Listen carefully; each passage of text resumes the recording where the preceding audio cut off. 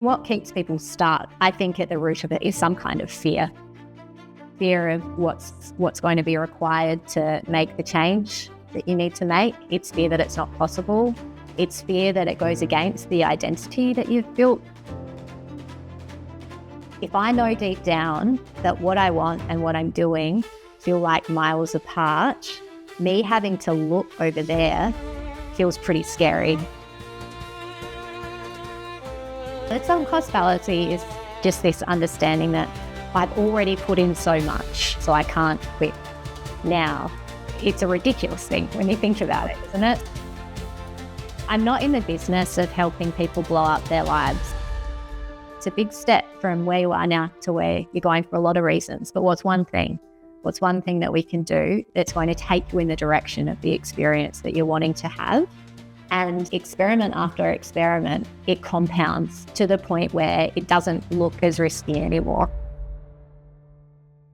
So normally right now on the episode, you'd be expecting to hear the jingle. But we're interrupting the show as we have something very cool to share with you. Now, we don't usually script anything, but we could talk all day about this, so bear with us. On Friday, the 7th of August at 7 p.m, we are launching our first ever Breathe Deep live event. This is the live version of the YouTube videos that we have been creating over the last few months, where we combine my love for Deep House and Tracy's love for breathwork.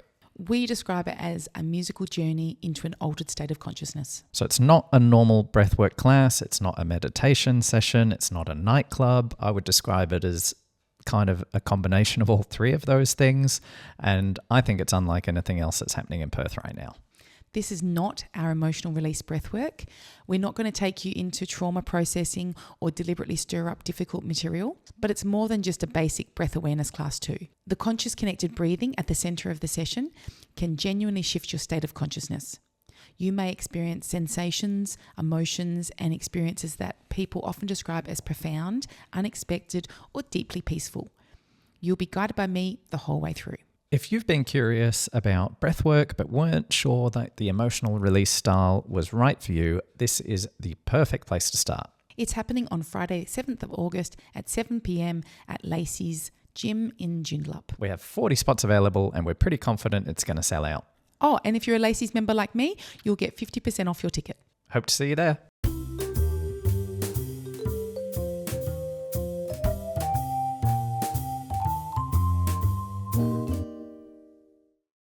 Welcome everyone to the Reconnect to Self podcast, the show that helps you ultimately rediscover what brings you joy. My name is Scott, I am your host and also a filmmaker, and as always I'm here with my wife Tracy, who is a counsellor of 20 years, a qualified breathwork instructor and certified psychedelic assisted therapist. Hello. Hi. How are you? I'm very well, and you? I'm good. I'm trying to do these intros quicker than normal because I'm like, people are not here to hear my intro because I say the same thing every time. So we're going to jump into a really, really good guest. I was reading this book this week and you were loving this book this week. I was, yeah. And that's what my intro says. So I always have them written down, but here we go. We get sent a lot of books, right? And we have a lot of authors on the show and I think they're all amazing people. But I like that you could just sit there and pretend you were working yesterday or the other day and you were just reading.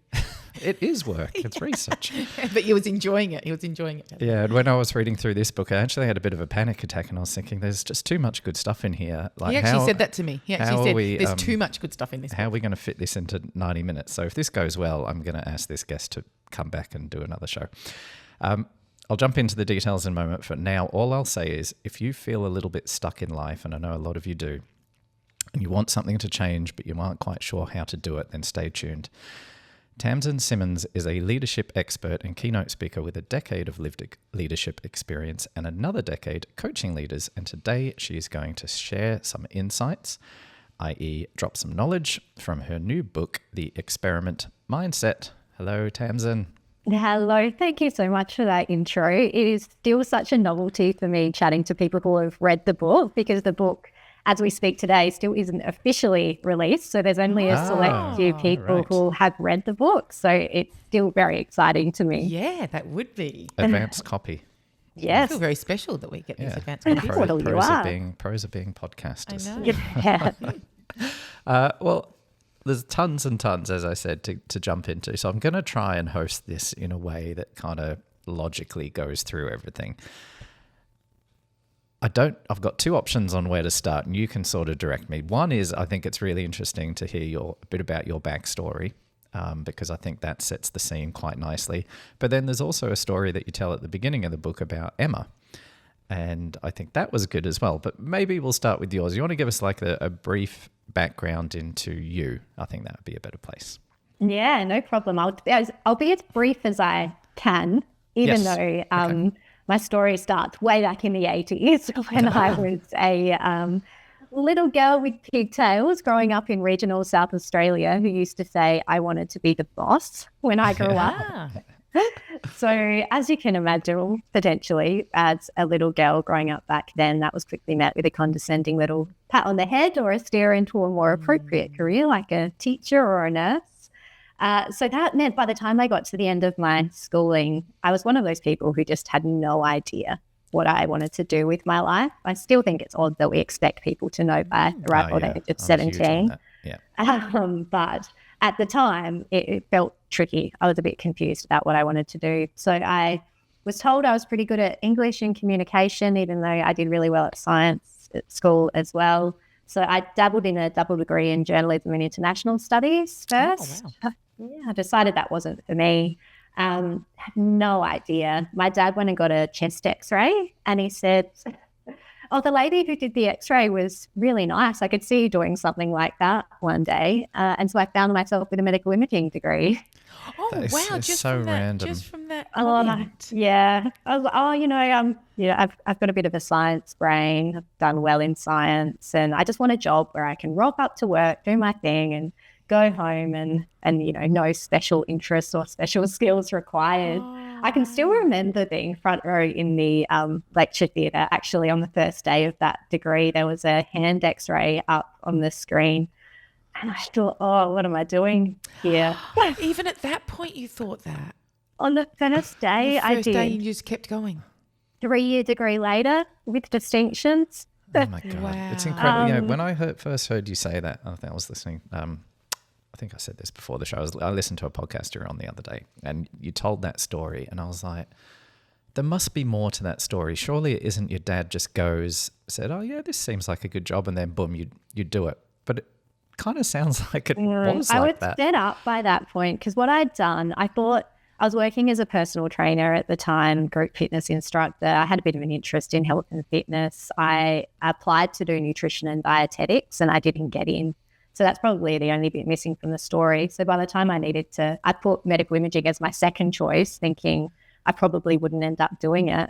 And I was so confused and kind of directionless, I guess, that I just did it. It is as simple as that. I know it seems a bit bizarre now, but it worked out okay in the end. Oh, yeah. I think it's what we do. We're so wanting to have our parents proud of us. And so if he just mentions that and you think, oh, great, he's given us that approval for that kind of career, then we're just so influenced by the people that we respect. Yeah, I think so. I've told this story I think I have anyway, because I agree. I think it's crazy for people to think you should know what you're going to do with your life at 17. So in Perth, I'm pretty sure it's like this across the country, but Perth in the 90s, when you finished high school, you were 17 years old. And I remember I went back to the UK for 3 months. My mum rang me up and said, these are your scores for your TEE. And I was like, okay, well, it's not amazing, but there's probably enough to get into uni. And then we had a 5-minute chat on the phone about what I was going to apply for. And I was like, I kind of like the sound of marketing. So, why don't we go for that? And then that was it. And I worked in marketing for 20 years. Yeah. It was like 5-minute conversation. It's insane when I think back about it. But anyway, yeah, it is what it is. And it worked out okay. Like you said, it worked out good for me too. I got tons and tons of skills. And it wasn't like I hated marketing. I enjoyed lots of it.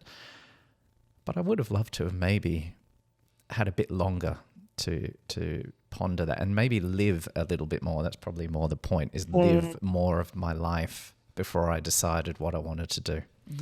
Yeah, I think if I could go back to myself then and give any advice, it would be understanding that time as a first step. It is not the decision as to how you're living your entire life. It is your decision about your first step. Yes. And That's all you need to understand. Yeah. But I think, growing up in country, South Australia, we were only exposed to a select few types of jobs as well. I think what we see as possible is quite limited. So that doesn't help the situation. And my dear Nana, she's sadly passed now, but she was a really strong influence in my life. And I had a brother and 2 cousins. So there were 4 of us in that family. And in her spare room, she had this frame up, and I was the youngest. It had their 3 university graduation photos and then a blank space ready for me. This was before I'd finished No school, pressure. but it was just an assumed thing. I didn't even see it as pressure. I think I maybe had a little bit of a giggle about it, but at the time it was just a given that clearly I would go to university and I would That's what's waiting for you. get a degree. Yep. Yeah, I had a similar thing with my grandfather, my mum's dad. So he lived a life where he pretty much hated his job and he hated his boss, and his boss had a degree, and so he always sort of resented that his boss had this degree and therefore this position, and he would never have that position. So he always sort of, from quite a young age, was like, you've got to go to uni, you've got to get that piece of paper. And I had this huge expectation to be the first one in my family to go to uni. It was almost like it was a given, like it was happening. I just had to get a good enough score, which I barely just did. So yeah, and anyway, on to you. I get the sense you're a high achiever because it wasn't long before you graduated, got a job, and then just became the boss of the whole place. not the whole place, but what happened was, I think because I hadn't had a lot of exposure to what jobs are out there, the medical imaging company that I got a job working for straight out of uni, they were owned by a large corporate healthcare company. So I got my graduate radiographer job, and I started to see that there were these things happening behind the scenes, things like marketing existed, finance, management, leadership, and it just kind of cracked open my eyes to, okay, there's other paths here. And so you have a 12-week review once you're a graduate radiographer, and I remember sitting down with 2 people who ended up being close colleagues of mine, actually, and they said, what do you want to do? What do you want to specialize in? And normally you'd say something like ultrasound or CT or MRI, and I said, I'm actually interested in what makes this business tick. I think I'd like to go into leadership one day. And so unknowingly, I'd put myself on a fast track into leadership. So it was maybe 12 months later or slightly longer than that, second year out of uni. And I had my first leadership role. I was running a medical imaging clinic. So I kind of made my little self proud. I'd done it. I was the boss. But it was really hard. That little girl would have been so proud that was wanting to be the boss. Kind of, but it was hard.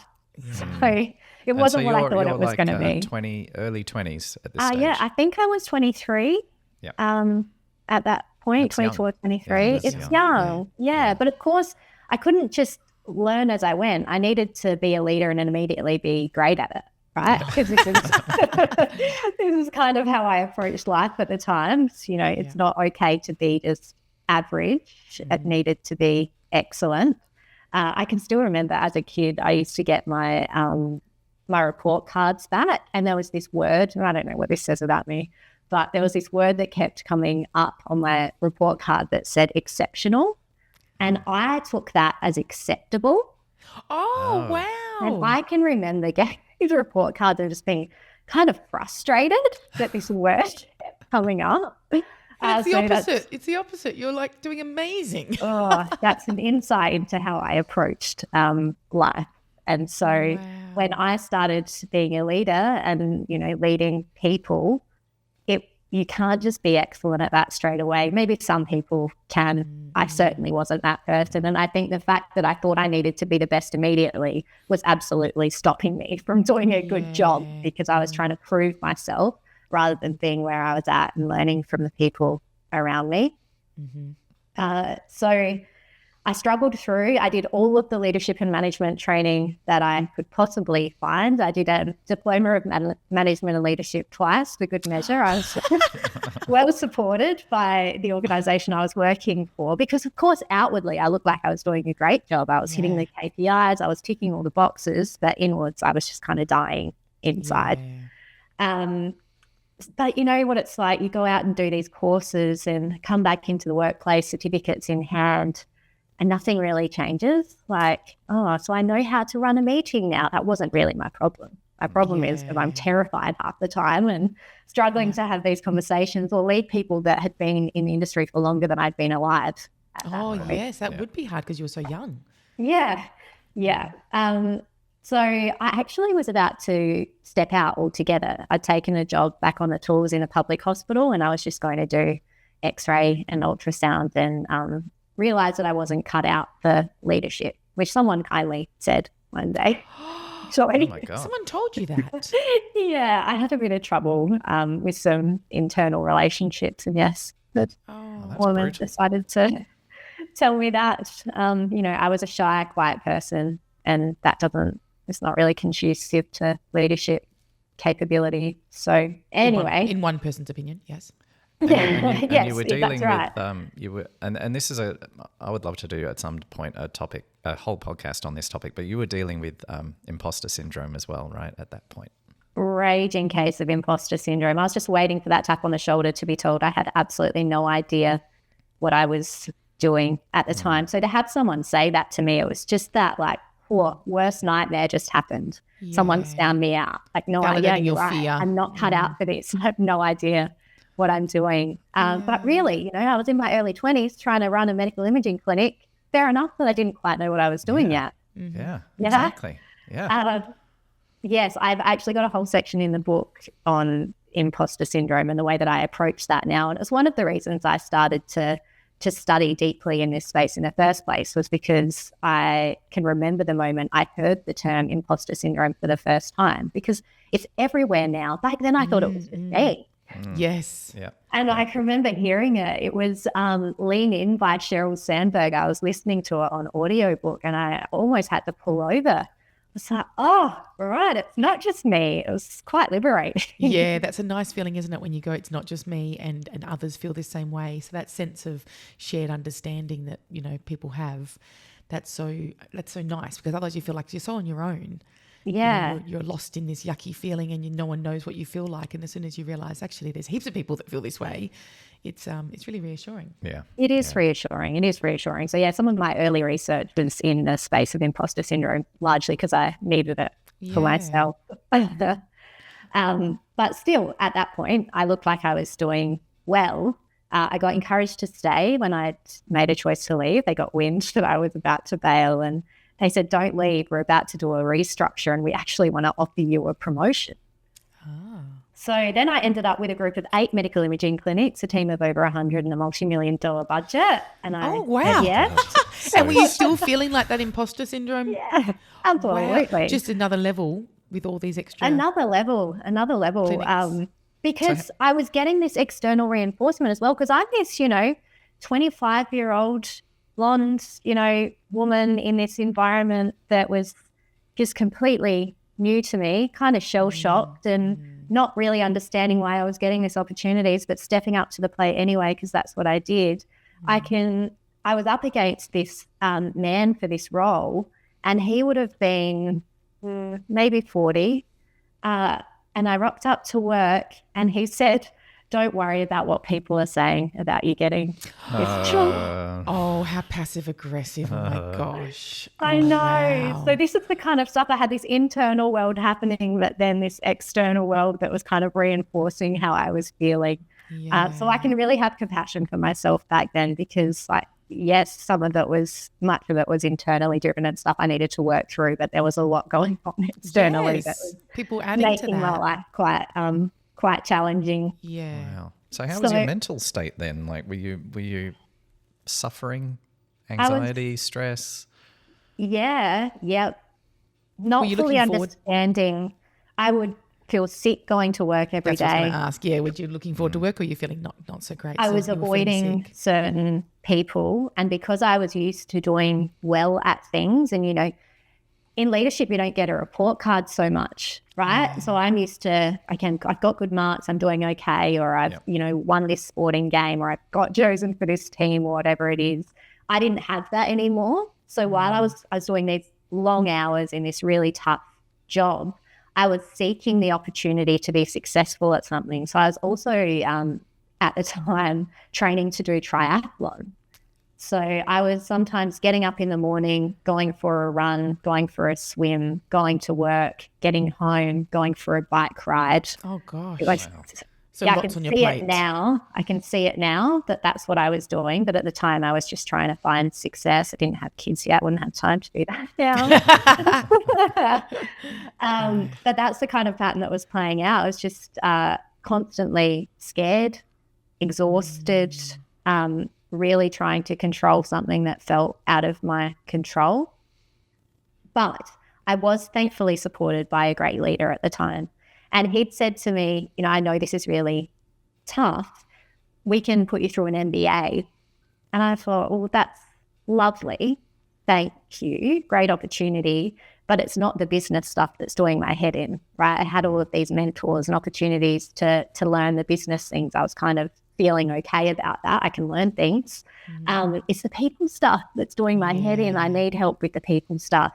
And that then was the first time where this world opened up to me, and I started going into the realm of, modern psychology, applied psychology, neuroscience, philosophy, just to understand first myself and do the work on myself, and then, watch how that changed the environment around me. And it was quite phenomenal.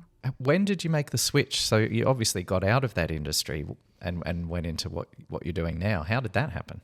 Yeah, so when I got back from that program and realised how things changed around me, and that I was getting some feedback back from people around how they had noticed that I'd changed. So I thought, I need to get this out there, because I know what's currently available for leaders isn't working, because I've tried it all and I didn't work. So I'm going to try and get this out there. And it was just at the time, I'll just create this, little women leadership coaching group and get some of this content out to them and see how it goes. So it wasn't a choice to change my life. It wasn't a choice to completely steer onto a different path. It was just I've got to get this out there to people, because by then I could see some new leaders coming through, and I just did not want the same experience for them at the time. So I created a women in leadership coaching program called Lead ID. I thought it was going to attract emerging leaders. For some reason, I had CEOs and founders and quite senior leaders come into the program, and it was really successful because I was using the tools that had really helped me. They really helped the people I was working with as well. And then they said, oh, you need to bring this in and come and help my team. So then I was getting invited into workplaces, and suddenly I had this, leadership coaching, leadership development, consulting business starting to activate. So I was still employed in my job, and on the side, I was running a consultancy and coaching business. And then because I was developing skills on the side, I got promoted internally to an organizational development role. And then I was able to access these industry professionals from the national corporate healthcare company who I was working with, who just gave me this incredible experience that they could help me with and teach me about organizational culture. And I was able to just join the dots on all of the things that I learned, through the hard way, through practice, through study, through coaching. And it all came together in a way that eventually I had to make a call as to whether I stayed and took another promotion in the organisation I was working with or leave. And I decided to step out and back myself. And here we are, 10 years later, 10 years since I started Lead ID. And now I've worked with some of, Australia's most high-profile founders and largest corporate organisations, small business, startups, all sorts of businesses to help them get the best out of themselves and their people. So it just really evolved over time. Do you know what I love? Like, all of our podcast guests seem to be that they have some sort of struggle, early in their life, or when I say early, at some point in their life that they identify, and then throughout their own healing and sorting that situation out, they often then want to share that knowledge, share those skills, with other people to help them. And I think that they're the richest stories. They're the ones that people really, relate to. Because if you were just always great, people just don't connect to that. So the fact that you had that imposter syndrome, you really struggled, you felt sick going to work, people can relate to that, and they can feel like, wow, if you were feeling that and you came out of that, you got yourself to a different spot, then they believe in you. when you're sharing your information compared to looking like you always had it all together. They don't connect the same way. So I love that people just take their stories and empower themselves and then empower other people. I think that's so powerful. Yeah, I think it certainly makes it easier to relate when I'm speaking to someone who's having leadership challenges. I can still very much connect to what that's really like. So it's not about, giving them a toolkit or a skill set and then just ticking boxes. I get that there's more nuance than that and a bit to be worked through. Well, let's jump into the book because there's tons of great stuff that I want to share with people. And I want to start with what keeps people stuck, because we run a self-care retreat and we just did it 2 weeks ago, and there was 10 people on the retreat with us, and I had 2 specific conversations of people who just felt totally stuck, and sort of the story of Emma at the beginning of your book, it was pretty much exactly that. So maybe tell us that, if you don't mind, tell us that little story, and I think people will relate to that situation. Yeah, it's such a wonderful story to open the book. I think Emma was a client that I worked with pretty soon before writing the book, so it was really front of mind and fresh as to sort of challenges that people can go through. She was a very successful executive. She'd come from a background where she struggled through life as a child. They didn't have a lot of money. She was the first in her family to go to university, and she studied in a particular field and then climbed her way through the ranks. I really fully respect people who do that, tapped on the shoulder for the next opportunity, because she just puts her head down, bum up, and works really, really hard. So she finds a way up to the top into this executive role, and then it was time for her to find her next step. So she finds me on LinkedIn and she reaches out. She says, I don't really know what I need. So I kind of really felt vulnerable reaching out for help. I don't know if you can help me or not, but can we have a chat? So she came into my office and she said, I don't really know what I'm doing here. And I could see her starting to well up. She said, no, I kind of do. I just don't really want to. And she felt like she was ready to look at the next step in her career. And she should be grateful for where she is, because she's come such a long way from her own upbringing. She's got this great income, great family, nice home, all of the things, and she just doesn't feel happy. So all of the paths in front of her just feel like more of the same. They're progress, they're the next step, the next income, the next title, but I'm not sure that any of these things are actually going to make me any happier, is the point that we got to. And I think it's such a common experience for people where they've spent their lives building this identity and this pathway and following the next tap on the shoulder without ever really thinking about who am I and what do I actually want. And that's one of the first questions that I ask in a coaching conversation. And people feel so uncomfortable about it. Is, okay, what do you want? They can write their list very easily of all of the things that they don't want, and they're things that are getting in their way. But when we actually strip it back to what do you want, it feels pretty uncomfortable for people. Do you think it's because people don't give themselves a chance to really think about it? They're just going from that one thing to the next and they don't actually stop and dream? There is that, but I think that can be sometimes driven by the fear of doing that. Yeah. So if you think about, if I know deep down that what I want and what I'm doing feel like miles apart, me having to look over there feels pretty scary, doesn't it? So in what keeps people stuck, I think at the root of it is some kind of fear. It's fear of what's going to be required to make the change that you need to make. It's fear that it's not possible. It's fear that it goes against the identity that you've built for yourself, and that you might need to fail, or you might need to, go back to not being good enough at something for a little while. Yeah, that's so true. And when someone's built a career where they've been very successful because they've been in it for 20 years and now they're kind of at the top of their industry, or they're seen as being, an expert or loads of skills, the thought of doing something where you're kind of back at that starting point, that can feel really daunting. Are you describing me? Yeah, that's true. That's my That's journey. true.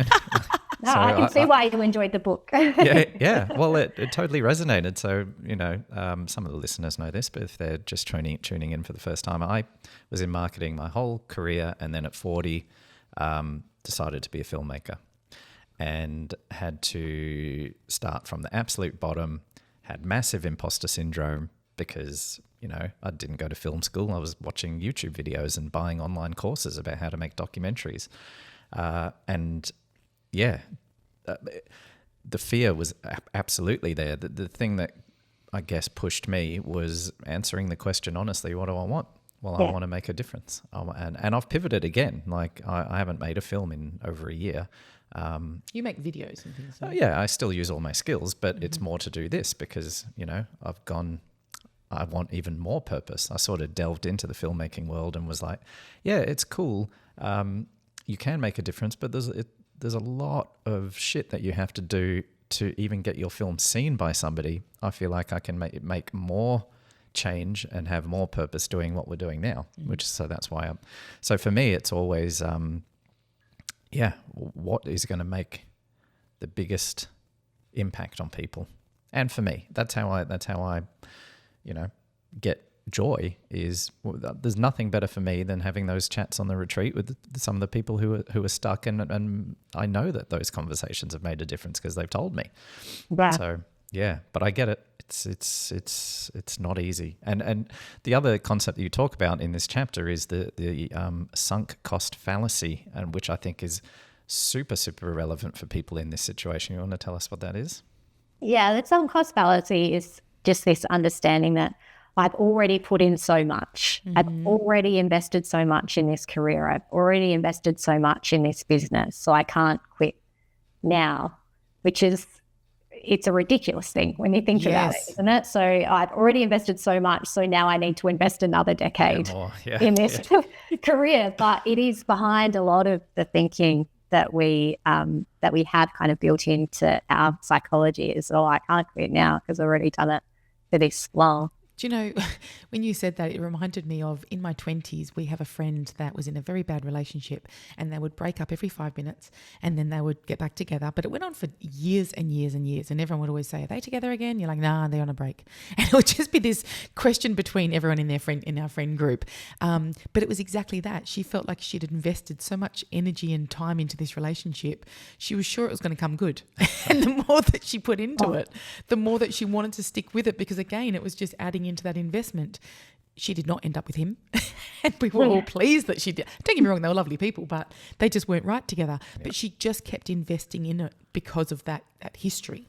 Yeah. We can see it in all sorts of areas, in relationships, in careers, in businesses, with change initiatives that we've already invested millions of dollars in this tech. So even though it's completely not working and wasting all of this time and productivity, we've got to keep going. All sorts of spaces. And then that's how it can feel if you've climbed the ladder and you've gotten to the top of a career. The thought of jumping out of that, I think, Scott, you're the outlier, because it's really tough. It's a really courageous thing to make that decision, to firstly look at it and to secondly actually take a step in that direction. So for Emma, we did look through the career paths that she came in with, the ideas of what's my obvious next step. And I do this kind of physical walking through with people, and I just look at their response. Okay, we walk down the CEO path. How does that play out for you? We walk down the politics path. How does that play out for you? And it was very, practical. Oh yeah, this and this and this and this. And then we kind of got rid of all of the career path ideas. And I did this exercise with her that I do with most of my clients called horizon setting. And that's in the book. And that's when we're not thinking about a career title at all. We're looking at, how do you want to spend your days? What kind of environment do you want to be in? What kind of people do you want to be surrounded with? What kind of skills do you want to be using? We go much higher level. What kind of values do you uphold? And that is when I saw her light up. I saw this spark in her when we were looking at that level. And that was a low risk way of actually looking at, what do I really want? And so what we realized is that a lot of the things that she had been doing, in the past in her life, in her childhood, in her teenage years, that actually gave her a sense of joy she wasn't doing anymore. She was investing all of her time into her career to try and find this joy, this fulfillment from her career, and she wasn't getting it there. So we didn't do a career experiment at all. We started to experiment with bringing some of these little things back into her life again, you know, things like painting, dancing, stuff that she used to do. And what happened is she just gradually remembered who she was. Yes. Came back to herself. Cracks open. She did have a significant relationship change after having these sort of realizations. And she ended up really finding her joy and spark again. But the interesting thing about Emma is that she didn't change career. She ended up enjoying her work again because she wasn't trying to get all of her fulfillment from work. She uses my skills really well. I'm surrounded by great people. We're doing meaningful work. This is great. And I've got all of this life happening outside of work. And so she found the balance away from work. Working in that role, and she's joyful again. Oh, that's so beautiful. And what that sounds like to me is by you walking her through those different paths and going, like, is this actually what you want? And really looking at the detail of that compared to there's an ego, I think, that comes with titles. And I think that the idea of, I am the CEO, or I am the managing director, or I am the whatever the title is, there's an ego attached. But when you actually look at the detail of what that job entails, that's what you actually really need to look at. Because if that's not lighting you up, who cares about the title? Yeah, that's one of the questions in the horizon setting exercise is your state. So it's how do you want to feel on your average Tuesday? So it's allowing you to work through a normal day. And a lot of the time we think about the joy of getting chosen. I've got the promotion, I've got the next role. We don't follow that through to, okay, you're 4 months down the track. It's a Tuesday afternoon. What's actually going on for you? How are you going about your days? And that's the life experience. The life experience isn't these inflection points, the really high bits and the really low bits. It's the day-to-day experience that we somewhat forget about. We don't actually craft for ourselves. So even for someone like Emma, if I had have done just the horizon setting exercise for her, it would have felt so far away from her daily experience that she wouldn't have been able to make the shift. It's like almost creating more pain of, now I really know what I want and that it's not where I am. So it's important then. That's why the book starts with that story and that exercise to make sure that we're setting the compass in the right direction. But then we still need to make sure that we're breaking it down into steps that are achievable enough for us and don't feel too scary. And that's kind of the next step. Why that is, I found it possible to make such a big career leap is because you often say to me, I'm able to picture things that will happen in the future. So I'll give you a very simple, relevant example for anyone with kids. Lots of people do the big holiday to Disneyland or whatever, right? So it's spending a lot of money and you have this amazing vision of what this Disneyland holiday will look like. To my kids' detriment or disappointment, I've always gone, yeah, but let's actually think about what is that going to be like, especially when the kids were younger. They'll probably be a little bit better now. What's the transit going to look like? That's going to be a nightmare. What's it going to look like when we get to the hotel and the kids immediately turn to me after spending $40,000 on a holiday and say, I'm bored. How are you going to feel? How are we going to feed these? How are we going to feed these kids for however many weeks we're in Los Angeles? So I would think through all of those scenarios. He's a dream killer. Yeah. I do think I was a killjoy. And we still have never been to Disneyland. But when we go to Bali and the kids have, a very short transit relatively, and then get to the hotel and have the absolute time of their lives in the swimming pool and whatever, I was like, I feel like I'm right. I'm not saying no, not everyone else has to go to Disneyland or do whatever you want. I don't care. But for us and for what, I feel like brings me joy. And it was, I could just see so many unhappy moments on that holiday. So anyway, and Tracy always says it. Yeah, it's a real skill. It is a real skill. I often find myself saying, all right, we'll play it through. You know, play it through. thinking of doing this thing, but I don't know. Okay, play it through and just actually see the experience. And okay, is that the direction you want to step in or not?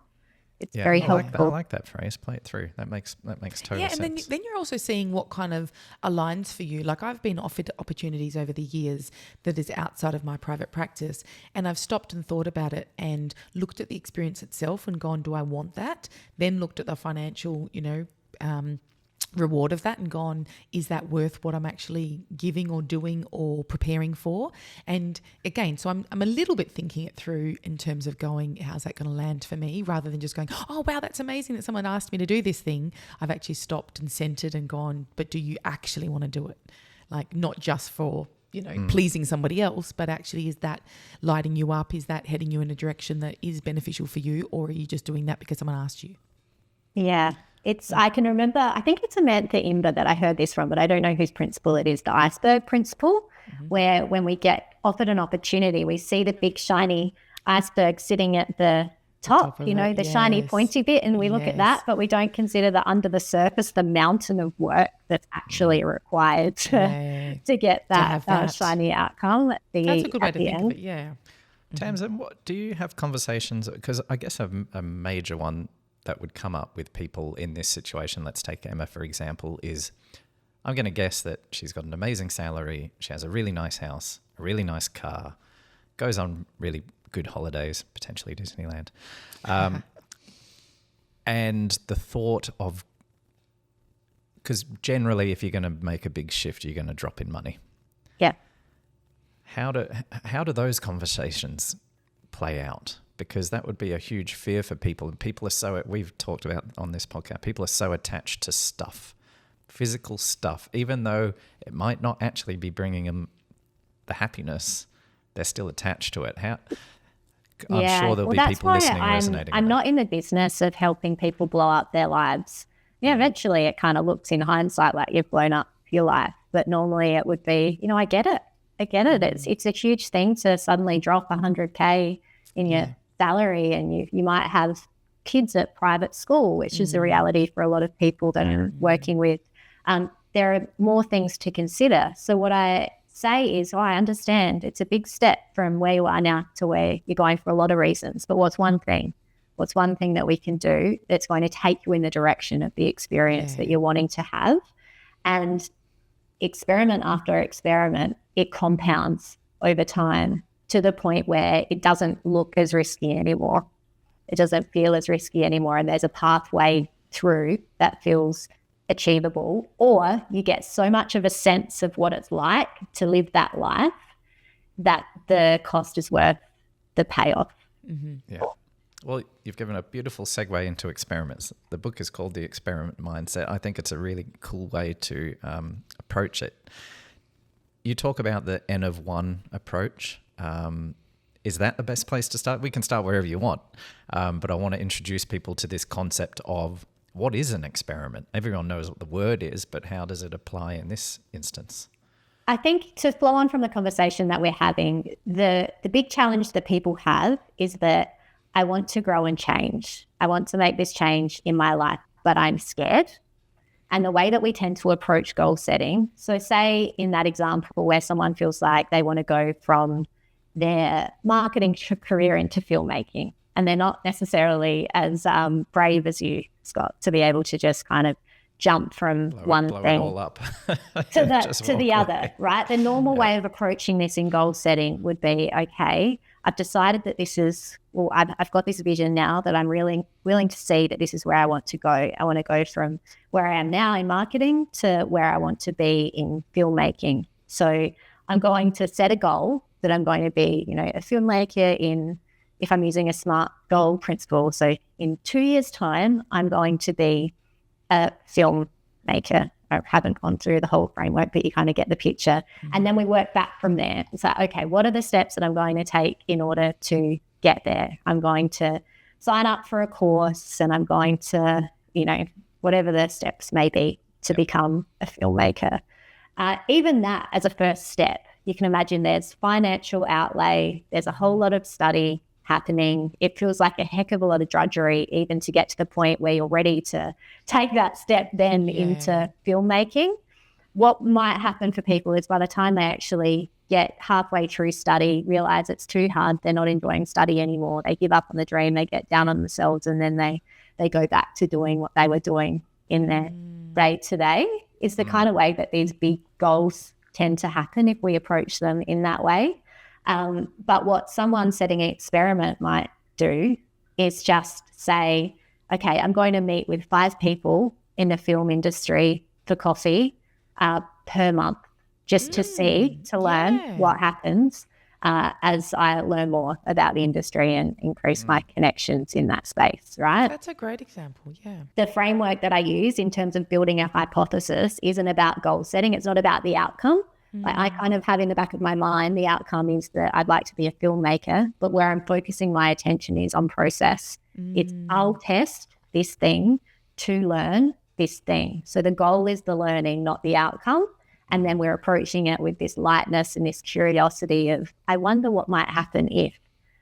But in doing that, you can imagine what might happen if you start to explore the world of filmmaking within a network and you're putting it out there that I've got this extensive marketing experience and I'd actually like to look at this industry one day. Someone's got you in their mind now, and chances are the next step is going to unfold in front of you. And that's kind of how the experiment mindset unfolds. So it's a process of curiosity. It's focused on process, not outcome, which we know outcome-focused coaching models actually decrease performance and can lead to like poorer mental health in the long run. If you look at the science behind performance-based coaching, we need to focus on individual skill building, individual growth and process. And that's where we do our best work. And they always say that, where our attention goes, energy flows. So if you are focusing on just those conversations with people, and that could be applying, for any industry. If you were looking at changing industries, I think that's great advice, meeting with 5 people from that industry just to see, am I romanticizing this idea of this industry? What's the day-to-day of that? Where Scott, you had 5-minute conversation about your career. I wanted to do public relations back when I was at high school, and that was done at TAFE. And then 2 months into doing that, I realised it was all marketing, and then realised that was not for me, and quit. But if I had have actually gone and spoken to somebody in public relations, I would have learnt that. Whereas I had my heart set on it. I think I thought that I was going to hand out free samples of Coke. There was all those promotional people from the radio stations where they road runners, and they give out free samples of stuff. I kind of thought that's where I'd end up. Which now, in hindsight, I would have been so bored. But that's what a teenager thought. I'm just going to give out free stuff. I don't think I ever knew this about you. You've never shared that PR thing with me. I think I have.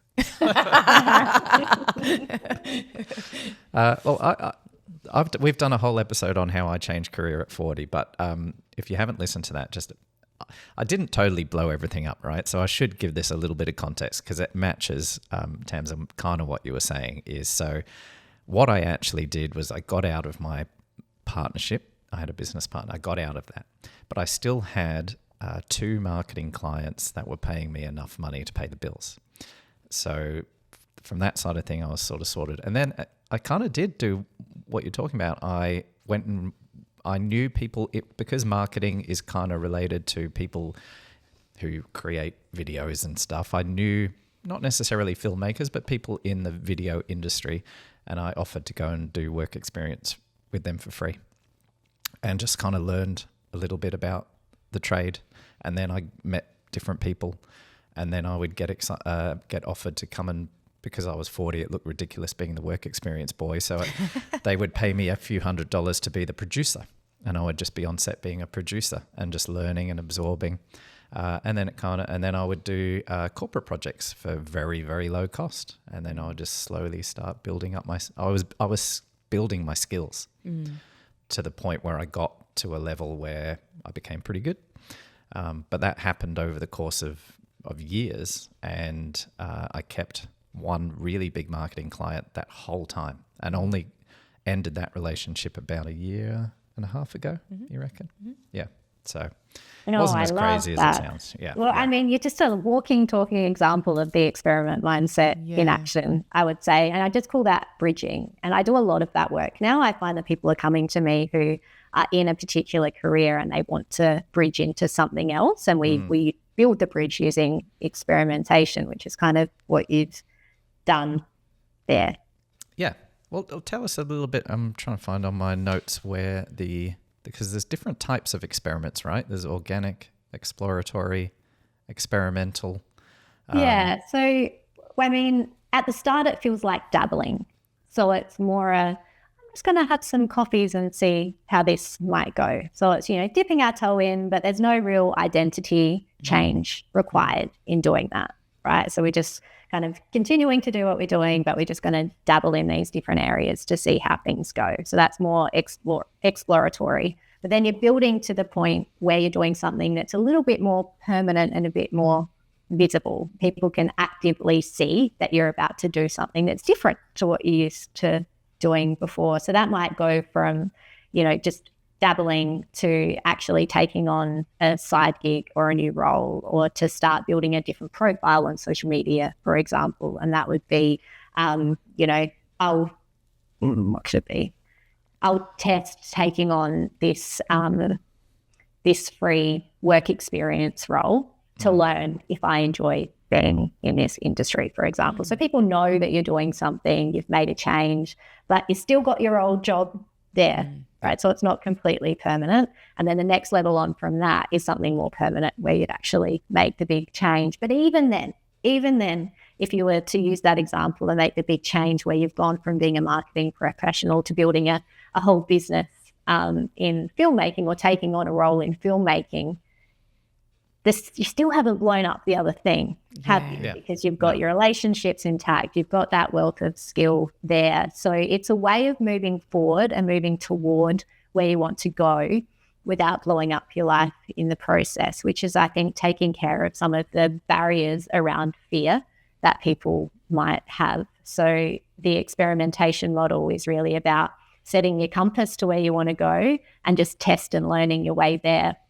Because the tempting thing, and particularly in the environment that we're in at the moment with so much access to information, would be to feel like you are making progress by reading books, listening to podcasts, watching YouTube videos, doing courses where you feel like, oh yeah, I'm progressing along the path to where I want to go, but you actually haven't taken any of those scary identity shift tests yet, which eventually you're going to get to. So I call definitely keep listening to this podcast, but I call listening to podcasts and reading books a high quality procrastination method, because for some people they're actually using that to avoid the discomfort of really doing something that's going to progress them in the right direction, and it can cost people years. As you were saying about the gathering the information and then not doing anything with that, what popped into my head was I run relationship retreats, and I've been doing that for 7 years. But when we got to the kind of like the 5-year mark, or maybe the 4-year mark,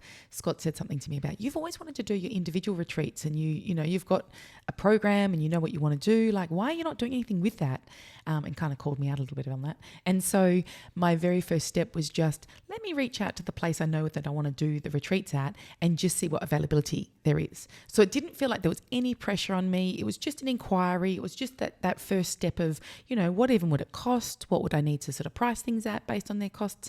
And that first step, because they only had one time slot for that very next year, then all of a sudden the ball was in motion, because I was like, I don't want to miss that and wait a whole nother year. So just what you said about you could wait years and years just holding all that information. Whereas thank goodness that Scott did kind of say, what are you doing? Like, take that first step. And then the snowball kind of happened. And it didn't really feel overwhelming. Like, it did feel like it was still baby step after baby step. But if I hadn't done that first one, it literally would have been a whole nother year at least before starting. Yeah, it's just the importance of action.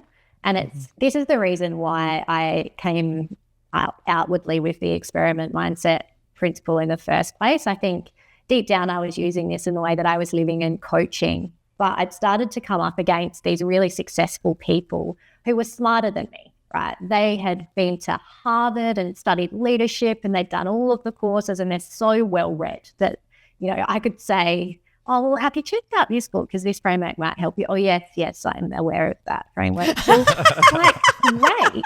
But what are you talking to me for? What are you actually doing with all of this information that you had? So I noticed that there's this huge gap between what people know and what people do, because they're trying to solve their problems with learning rather than doing. But we know in terms of how our brain changes, it doesn't change from reading. It doesn't change from listening to podcasts. That increases the quality of the information we have access to, but it doesn't change behavior. Our behavior and how we live and our personal growth happens through experience. It happens from coming up against the world and having something not quite go how we expected, or something surprise us, and then us adapting and learning and reflecting on that, and then taking the next step. So that's how the whole principle came up in the first place, is we need to be taking the steps and doing the doing in order to grow. And there's all of this science that backs that up. That's why we should be, if we learnt and changed through information, we should be the healthiest, fittest, smartest, most engaged, most fulfilled species ever to walk the earth. And we're not. We know that things are going in the other direction. Our mental health is declining and our physical health isn't at flash either, even though we know exactly what we're meant to be doing. Yeah, absolutely. I think you summed it up with, there's a really nice quote in the book. It's, growth doesn't come from hoarding information. It comes from gathering experience. And the whole concept kind of is just do it. Just start. Do something. And you have 3 levers for growth, right? So there's environment, physiology, and psychology. Why don't we start with environment? Tell us a little bit about that and how it can help. Yeah. So when you think about, so we know that we want to set our horizon, kind of set our compass for where we know that we want to go, is something that people fail to do. And we know that we need to test and learn our way to where we want to go to gather that experience, and to learn through doing rather than learn through just absorbing information. But I think there still comes up the question of making sure that we are making a change or taking action in the right space that's actually going to make the difference. And there's 3 levers that I say influence behavior. So one of them is environment, one of them is psychology, the way, our thoughts, beliefs, and mindset, and one of them is physiology, our brain and our body. So the environment is the people that we're surrounded by. It's the places, like the physical spaces that we spend our time in, and the prompts, just the small things that are in your environment daily that are telling you to do this, not that. I've got a water bottle sitting here. The water bottle is prompting me to drink more water, for example. Sometimes we think that we need to mindset our way to everything, but it could be a real environmental problem. If I'm surrounded by people who are, really close-minded and stuck in the way that they are living, the chances that I'm going to break away and do something new and brave and out there publicly are kind of slim, right? Because it's a real stretch. Whereas if I surround myself with people where their baseline behavior, their normal behavior is what I aspire to, then I'm likely to lift to what the expectation is, rather than getting dragged back into what I was doing before. So I might think, I need a positive mindset. I need to be braver because I want to do this thing and I have to put myself out there, but I'm really scared. But I've got all these people trying to keep me safe because, they want everyone to live in this safe little world that they live in. It's going to be really tricky. So instead of working with that person on mindset, I'm actually going to help them connect with some expanders, some people who are going to help them to lift and generate the behaviors they actually want. And I think we underthink that. We underthink the system behind behavior, and we hyper-focus in one particular area when it can be another area that can much more easily be the road or the lever that's going to pull us in the direction that we're wanting to go. So you're big on expanders, aren't you? Yes. And that's because people need to know what's possible. Because we live so much of our lives in our habits and, do the same things over and over, unless we see something that gets our attention to go, oh my God, that's possible. I could have a life like that, or I could do whatever that thing is. Like they say, the example is the 4-minute mile, that went for years and years and years with being unbroken. And the moment someone broke that 4-minute mile, they had a scattering of other attempts that broke it again within weeks, it was a very short period of time afterwards. And that was because people realised, oh, that is possible, and they all attempted it. But before that, it was almost like a barrier that people thought that wasn't possible, so no one attempted it. So I think having those expanders in your life is so important, and however you get them, whether it's a podcast, whether it's a friend, whether it's a mentor, even, someone on TV, but just seeing what's possible. I think nowadays social media can do that, for us a lot. But instead of sitting in the envy space or the, feeling like, oh, I'm not good enough, have that be inspiring to you. Great the point. example of Tina, how Tina was an expander for you. Because I think it's good to give examples. Oh, right. Well, when I was working in my previous workplace, which was working with teenagers at risk of depression, self-harm and suicide, I had a really good friend, and she'd left the organisation after however many years, and she started working, I think, for the insurance companies and things, but on the side of that, she started private practice. And once she started private practice, so again, she was just doing that on the side. She still had her full-time job and was feeling very, secure financially while she was building this side business. But once she got to a certain point, she was saying to me, Tracy, you need to do this. And, telling me all the reasons why, it was really good. And while I was on maternity leave with our son, I checked in with my work and, asked permission to do the same thing. So I started that, but I never would have done that, without Tina's encouragement. And then I became an expander for other people that I worked with, and expander/harass them, and told them how amazing private practice was and what are you doing? And so then from there, a few of my colleagues ended up in private practice. I just wanted to show them, look what's over here. Like you can have flexibility, you can, choose your hours, you can be there for your family more, you can enjoy the work you're doing and not feel, so overrun with all the other things that go on in an organisation. So yeah, I had an expander and then I became an expander. I love it. Such a great example. And I think most of us can find those people in our lives. I had one, there was a man called Dean Evans who had done what I have now done before me. And he'd gone from being a clinic leader in medical imaging to running his own coaching business, first a leadership business and now a coaching business, really successfully. And he was one of those people who, as soon as he could see kind of what I was trying to do, he grabbed my hand and took me along and helped to show me firstly that it's possible, but also to give me opportunities to expand myself and to pull me up. And I think I say that there's 3 types of people in your life. One is an expander, so the people that have done what you want to do and help extend you or stretch your capacity. There's sustainers, and they're the people that make you feel grounded. So they just help you to keep your feet on the ground. And then there's drainers, people who are trying to, and sometimes it can be coming from a positive place, trying to keep you safe, but actually holding you back or draining your energy. But the same can be for your environment that you're in as well. Either your environment is beautiful and expansive and helping make it more likely that you're going to generate the behaviors that are aligned with the life that you want to be living and who you want to be. Or it can be kind of oppressive and draining and actually make it more likely that you're going to sit there and watch television, or make it more likely that you're going to grab something unhealthy from the fridge or whatever it might be.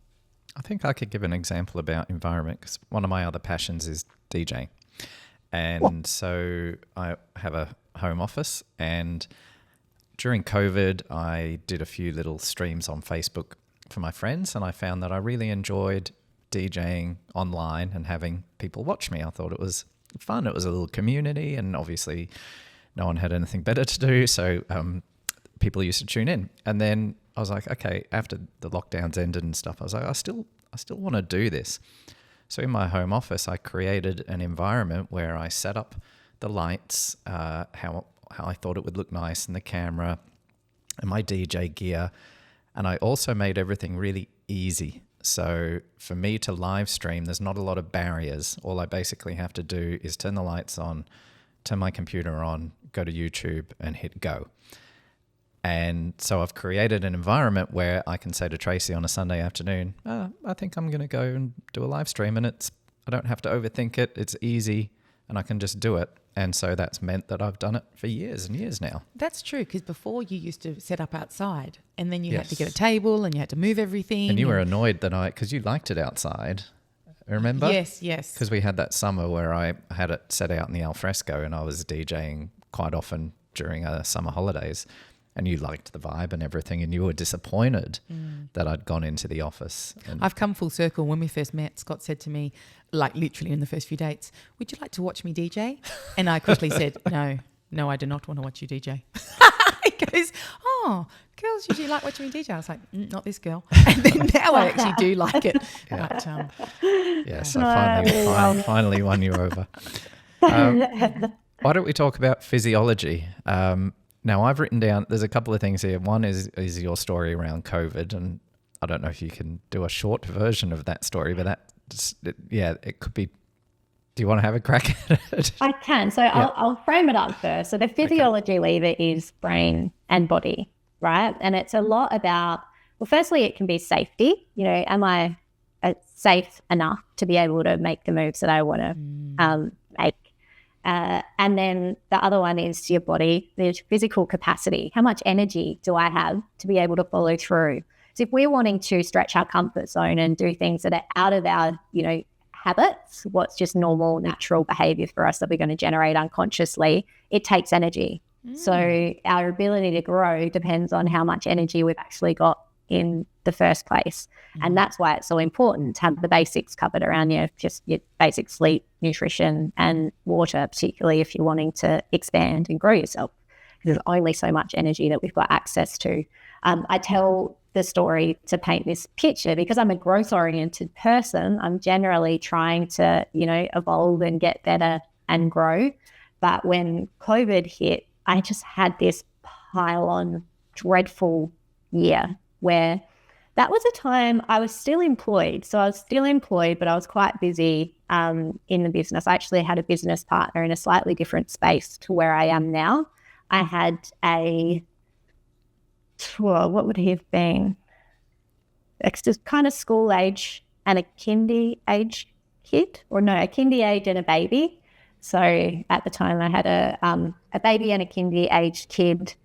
My dad, you'll hear the story of him, that he was dreadfully unwell. He'd end up being in ICU and in hospital and care for an extended period of time. My business partnership broke down. My job was shaky because it was COVID and that people were getting kind of unpaid, stood down, and I didn't know whether my role was going to stay. My Nana was in a nursing home, so she'd gone from being at home. She was 96, but she was one of those ladies who wanted her letter from the Queen, right? That you get when you're 100. Yeah. And it was all looking like she was going to go in that direction. But she went into a nursing home, got a dreadful illness and declined really rapidly. And my brother, at the start of that year, had gone with his family over to live in London. He was a foreign correspondent. And then the borders closed and he couldn't come back. So my Nana was my dad's mum. He was dreadfully ill and unwell. She was dying in a nursing home during COVID. Wow. So, we were having to gown up. Thankfully, we were able to go and be with her. So, she passed away, had toddler and young child, brother overseas, dad in hospital, business partner, shit broken down, job not looking real flash. I was at the point where if I got another phone call with some bad news, I was literally just started shaking. I couldn't deal with it anymore. And I guess my point there is that it happens a lot for people. I think these pile-on experiences where you're like, you have got to be kidding me. What else is going to come? And if we hold on to thinking that this is the time for us to head toward our personal development goals, we need to understand that our capacity in those moments is really limited. So I'm not saying it's not possible, but I would question the pressure that you put on yourself in these moments where your capacity is so limited, when your brain and body is so stretched. It's not just that your mindset needs to change, that you need to be braver or you need to be more dedicated, more motivated and do it anyway. It's that you actually don't have enough in your tank. Yeah. I liken it to your phone battery. You know how if you've got an iPhone, if you go below, is it 20%, it goes from green in the battery zone to yellow, and then it asks you if you want to switch it on to low power mode. And low power mode just keeps it in the absolutely necessary function. And this is what our bodies and brains do as well. It's like, whoa, we're at the limiter here. We're going to put on low power mode, which is just making sure I can keep you alive right now. And that's plenty. Thank you very much. And I agree with that, because I even say to clients, say they're complaining about their weight, and I'll check out the same thing. Where are you in your life right now? And if they're really busy and got so many things on their plate, I'll say to them, do you feel like you've got capacity to take this on right now? And if they say no, I'm like, well, don't beat yourself up about that. That's just knowing that this is not the right time for you. So the same thing if they're trying to make a change, but they're at that low power mode, they're all going to feel like a failure because they can't find that extra energy to do those steps or to do that thing. So it's better to recognize, first of all, where are you at and is this the right time? Yeah, absolutely. And so for me in that year, absolutely, I didn't have capacity and it was almost impossible because everything was outside of my control. But there wasn't much I could do with any of those situations to make them better. Yeah. For some people, it's understanding physiology as a lever.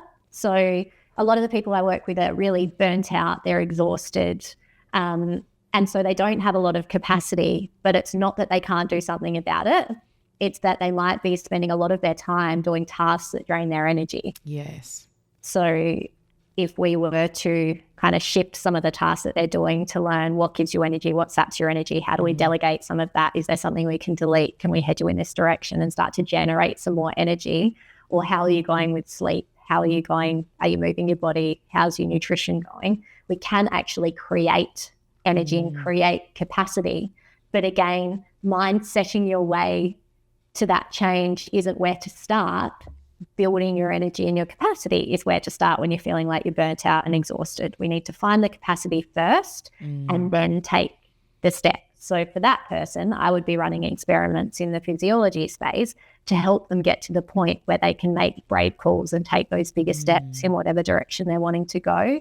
So practically, how do you use this? It's looking at your behavior like a system and thinking, which of these things is having the most influence right now? Which of these things is the biggest barrier for me to achieving the thing that I want to achieve? And how do I start there rather than just assuming you need to mindset your way? Yes. Yeah. Yep. Knowing exactly what it is. Yeah. We have done an amazing job. We are on the last pillar. I knew that this was going to be a lot to fit into 90 minutes, but we're pretty close. The last, is it a pillar? Lever. The last lever for growth is psychology. Tell us a little bit about that. Yeah, so this is your thoughts, your beliefs, your mindsets, your identity. So this is the thing we most think of when it is that we want to make a change and something's holding us back. When we were talking about the imposter syndrome one, that for me was a psychology lever. Actually, psychology and environment, wasn't it? But it was an identity thing. Like I was still seeing myself as this kind of young little girl, but outwardly I was trying to project myself as a leader, and that there wasn't a match up there between who I thought I was and who I thought I needed to be in order to do what I was doing, and that created the internal discomfort for me. Yeah, so that's one way that identity can show up. The other way is what we were talking about before with the successful people are more likely, so people that are used to achieving things are more likely to struggle with change in careers, particularly if it's taking a step back, because they identify so much with their role and their success and their achievement. So that if I'm going to go from being an executive who everyone knows that I'm under control and I don't tend to have failures because I'm so used to so good at what I do. to I'm going to create this startup where I have absolutely no, I'm talking from experience because I'm doing this in the moment, where I have no idea what I'm doing. I'm going to have to fail and learn my way there because I haven't done this before. I'm going right back to the start again. That identity shift can be something that stops us from taking a step in the first place. I think, the mindset, I think the baseline of an experiment mindset is one of the things that gets us through a lot of things, because it moves us through fix to growth, that moves us from stuck to curious. And I guess that's the way that I tend to pull the mindset lever. But in terms of identity, that's one of the bigger blockers that we come across for people when they're wanting to grow or make a change or evolve. We should talk about your new business. I think some of our audience would be interested. Tell us about it. Yeah, thank you. So I've been working on this project on the side for 3 years now, and it just so happens that the book and the business are probably going to end up launching within 2 weeks of each other, which is perfect. How's that crazy, synchronicity? isn't it? It's really crazy. It's crazy. It's a lot. Yes. Yeah. So the business is called Jump Proof, and it's activewear and underwear for women who have bladder leaks when they exercise. So that happens to be 1 in 3 women, and we just don't talk about it. So it's kind of high performance sports women, it's 50% of people like AFL or basketballers, or even more if you're talking gymnastics. So there's that group of women. There's the postnatal women who have just had babies and they're having trouble with their pelvic floor. It comes back around again in perimenopause when your hormones are fluctuating, and it's, more like 1 in 2 of those women in perimenopause to postmenopause are having this problem that they're wanting to exercise, they're wanting to go to the gym, but they are, having these bladder leaks, and they're having to shamefully use, I'm not saying it's shameful, but they feel like they're shamefully having to pop pads in and be quiet about it and go to the loo before they skip and things like that. So we've created this line of activewear and underwear that feel like your favorite activewear.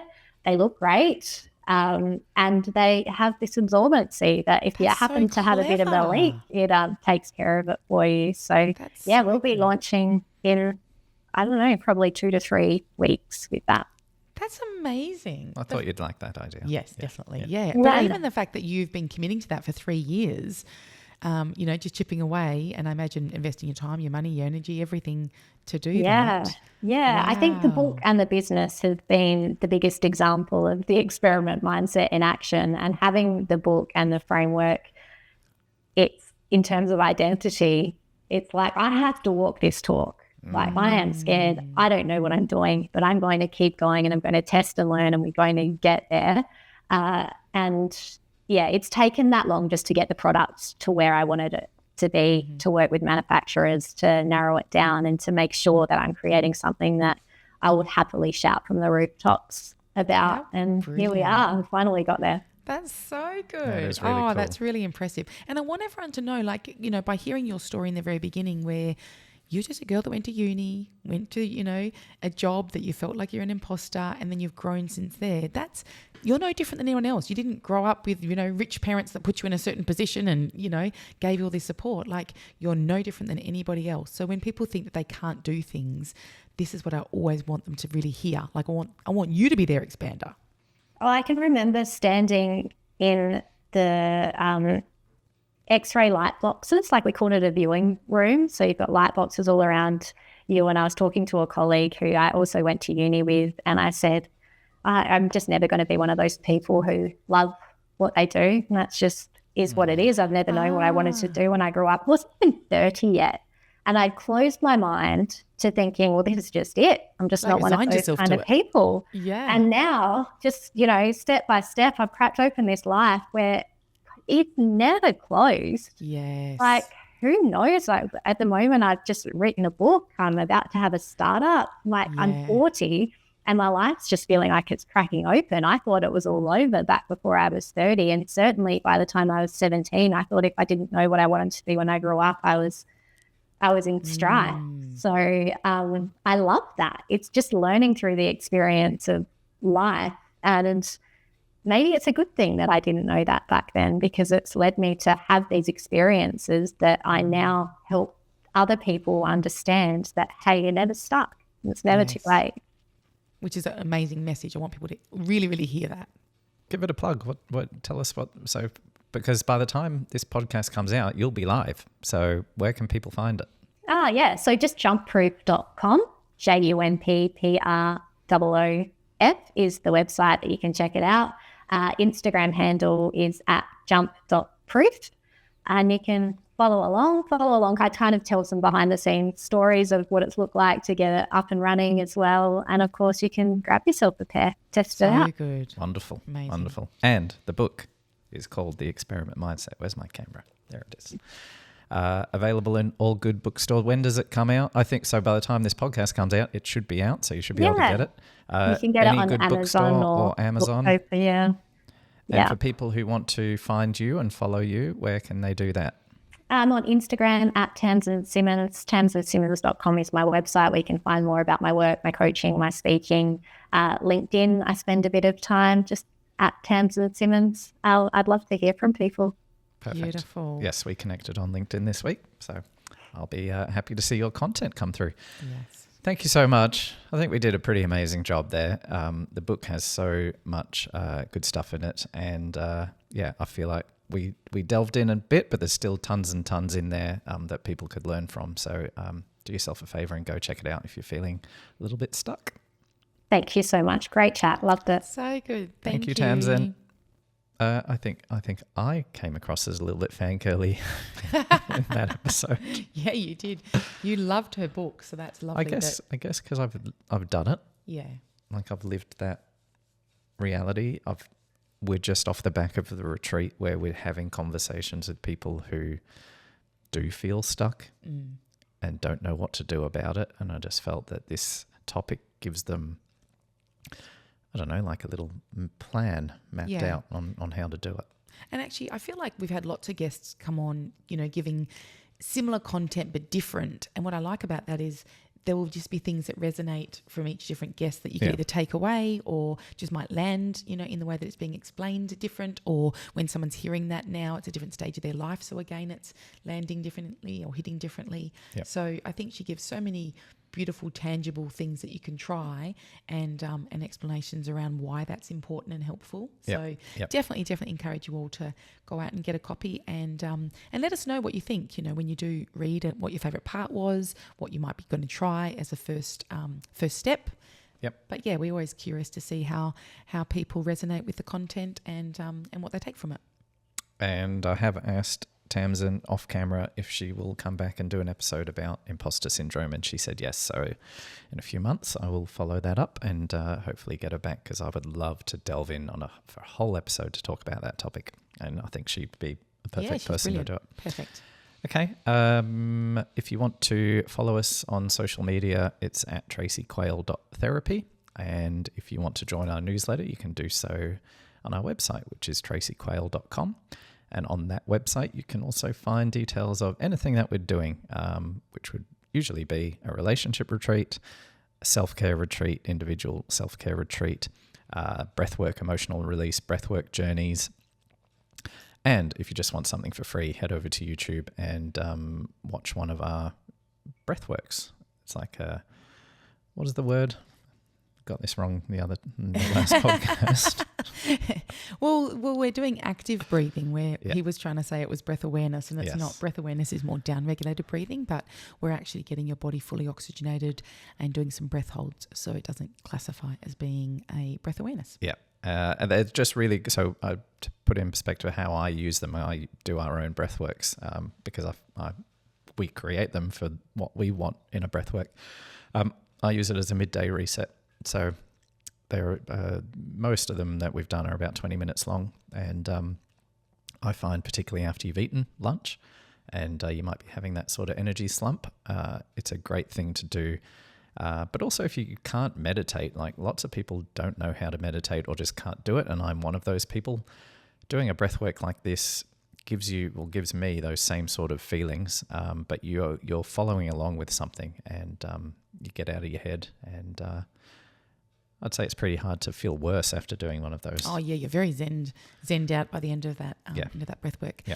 Another thing I was also going to say was if anyone has any ideas of topics that they would like to have us cover, or ideas of guests that they would like us to invite on, we're definitely open to that. We're lucky at the moment that we get amazing guests. We're inundated. Yeah, we get so many good requests for guests that we've just been able to cherry pick and enjoy it that way. But yeah, if you have anyone that you want us to reach out to, people seem to be quite generous with their time with the ones that we have reached out to ourselves, but we've also just been lucky that people have wanted to come on our podcast. So that's nice. And so if you're one of those people and you'd like to come on our podcast, then also you can reach out. Perfect. Hit the like button, subscribe if you haven't already, and leave a comment.